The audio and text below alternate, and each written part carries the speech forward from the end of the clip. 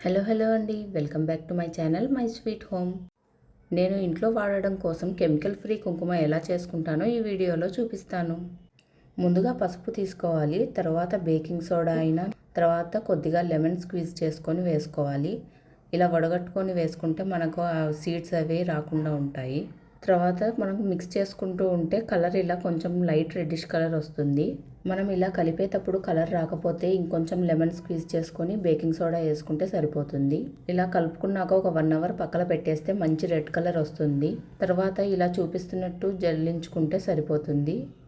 ఇదంతా డ్రై అయిపోయి ఉంటుంది కాబట్టి మనకు స్టిక్ అవ్వదు. కాబట్టి కొంచెం కొబ్బరి నూనె వేసుకొని ఇలా కలుపుకోవాలి. అప్పుడు మనం పెట్టుకుంటే అలాగే స్టిక్ అయి ఉంటుంది. చూశారు కదా ఎలా బ్రైట్ రెడ్ కలర్ వచ్చిందో. బయట దొరికే కుంకుమలో ఎక్కువగా కెమికల్స్ వేస్తారు. అందుకే మనకు కొంచెం హెయిర్ ఫాల్ కూడా అవుతుంది ఇలా పాపిట్లో పెట్టుకోవడం వల్ల. ఒకసారి ఇలా ట్రై చేసి చూడండి.